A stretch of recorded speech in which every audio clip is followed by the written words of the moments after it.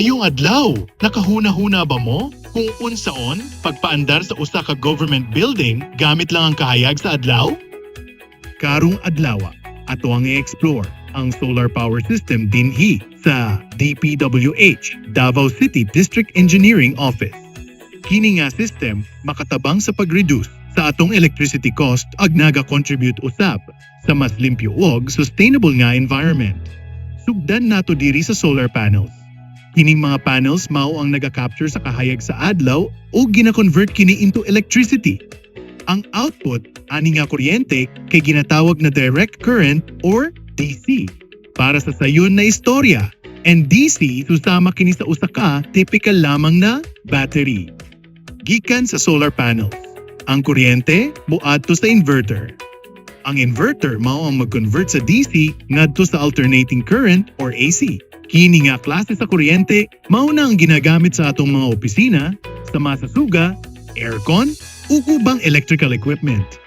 Human sa conversion ng kuryente, i-distribute na ngadto sa building pinaagi sa atong electrical system. Sa pagkakaron, during daytime, kung kusog ang adlaw, ang solar power mutabang og supply sa atong building as secondary source sa kuryente. Siya mahimong isip support sa atong utility provider.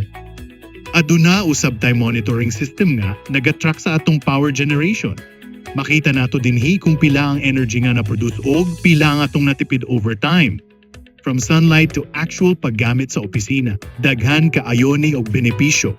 Maka-reduce sa electricity bill, maka-lessen sa dependence sa power grid, ug makatabang sa pagprotekta sa atong environment.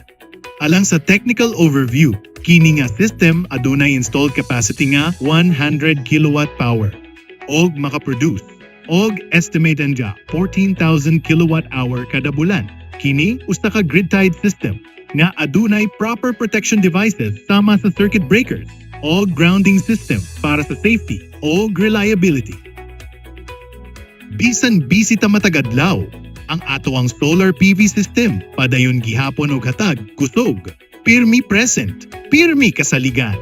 Through solar energy, ang DPWH Davao City District Engineering Office dili lang nagabuild og infrastructure, nagabuild usab ta og mas sustainable nga kaugmaon para sa tanan. Daghang salamat.